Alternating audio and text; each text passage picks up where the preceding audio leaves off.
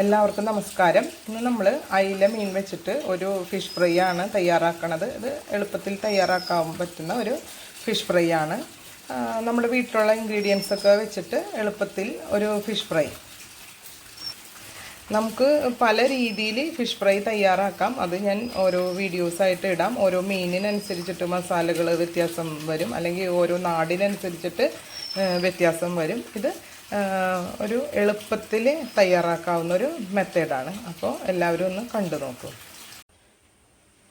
ഞാനിവിടെ 1/2 കിലോ അയിലയാണ് എടുത്തിരിക്കുന്നത്. അതിൻ്റെ തലഭാഗം കട്ട് ചെയ്ത് മാറ്റിയിട്ട് ബാക്കിയുള്ളത് 2 വലിയ പീസാക്കി കട്ട് ചെയ്തിരിക്കുന്നതാണ്. നിങ്ങൾക്ക് ചെറിയ പീസ് വേണമെങ്കിൽ ചെറിയ പീസസ് ആക്കാം. ഞാനിവിടെ 2 വലിയ പീസുകളാക്കി കട്ട് ചെയ്തെടുത്തിരിക്കണം കേട്ടോ. 3 അയിലയാണ് ഉണ്ടായിരുന്നത്.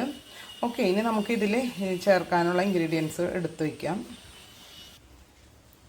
1 ടീസ്പൂൺ ജിഞ്ചർ ഗാർലിക് പേസ്റ്റ് എടുത്തിട്ടുണ്ട്.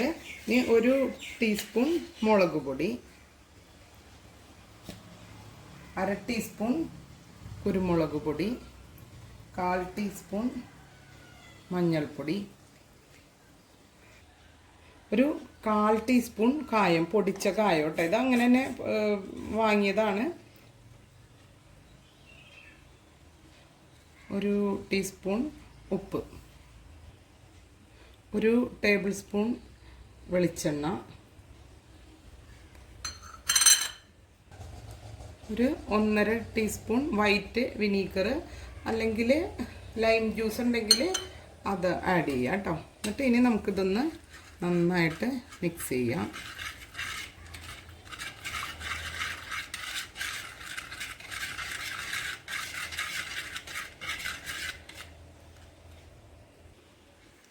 ഇപ്പം നന്നായി മിക്സ് ചെയ്തു. ഇനി നമുക്കിതിലേക്ക് മീൻ കഷ്ണങ്ങൾ ചേർക്കാം. കുറച്ച് കരിവേപ്പിലയും കൂടി ആഡ് ചെയ്യാം. ഈ മീൻ കഷ്ണങ്ങൾ ചേർത്ത് നന്നായി ഒന്ന് കുഴച്ചെടുക്കാം. ഇപ്പോൾ മീനിൽ നല്ലോണം മസാലയൊക്കെ നമ്മൾ പുരട്ടി വെച്ചിട്ടുണ്ട്. ഇത് മീനിൻ്റെ വലിപ്പം അനുസരിച്ചിട്ടാണ്. ചെറിയ മീനുകളൊക്കെ ആണെങ്കിൽ നമ്മൾ അരമണിക്കൂർ മാരിനേറ്റ് ചെയ്യാൻ വെച്ചാൽ മതി. ഇതിപ്പോൾ കുറച്ച് ലേശം കൂടി വലിപ്പമുള്ള മീനാണ്. അപ്പോൾ ഞാനൊരു 1 മണിക്കൂർ മാരിനേറ്റ് ചെയ്യാൻ വെക്കണേന് കേട്ടോ.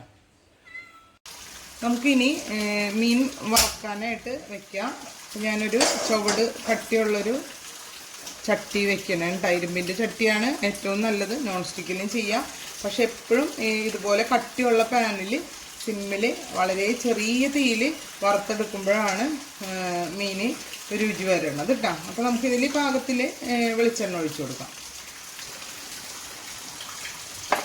ഇത് ഞാൻ മീൻ 1 മണിക്കൂർ മാരിനേറ്റ് ചെയ്തതിന് ശേഷം ഒരു 10 മിനിറ്റെങ്കിലും നമ്മൾ ഒന്ന് ഫ്രിഡ്ജിൽ വെച്ചാൽ നല്ലതാണ്. അപ്പോൾ അതിൻ്റെ മസാലയൊക്കെ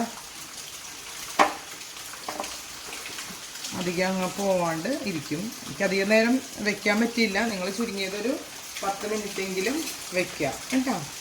നമുക്കിനി എണ്ണ ചൂടായിട്ടുണ്ട്. അപ്പോൾ മീൻ പൊരിച്ചെടുക്കാം.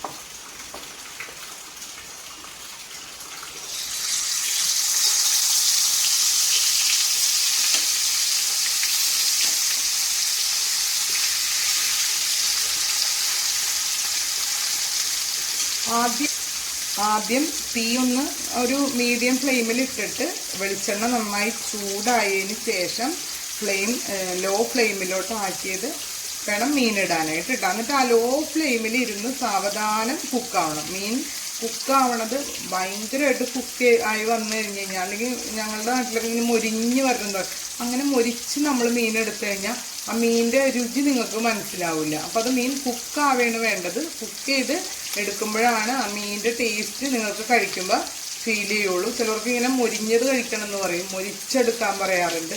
പക്ഷെ അങ്ങനെ നമ്മൾ മീൻ മൊരിച്ചെടുക്കുമ്പോൾ നമുക്കൊരു രുചി നഷ്ടപ്പെടുകയാണ് ചെയ്യണത് കേട്ടോ. അപ്പം ഞാനിവിടെ സിമ്മിലിട്ടിട്ട് നമ്മൾ കുക്ക് ചെയ്തെടുക്കുകയാണ്. കുറച്ച് സമയം എടുക്കും. ഒരു 5 മിനിറ്റ് ആയിക്കഴിയുമ്പോൾ കുക്കായാൽ നോക്കിയതിന് ശേഷം നമുക്ക് മറിച്ചിടാം. ഇത് നമുക്കൊരു സൈഡ് മൊരിഞ്ഞിട്ടുണ്ട്. അങ്ങനെ ആ പുറം ഭാഗം കുറച്ചുകൂടെ ഇതായിട്ട് മൊരിയണമെന്നുണ്ടെങ്കിൽ ഒന്ന് മീഡിയം ഫ്ലെയിമിലോട്ടാക്കി കൊടുക്കാം. 1 മിനിറ്റ് നേരം വെച്ചിട്ട് നമുക്ക് മറിച്ചിടാം. അപ്പോൾ ആ മേൽഭാഗമൊക്കെ നന്നായിട്ട് മൊരിഞ്ഞ് വരും. നമുക്കിതിന് മറിച്ചിടാം.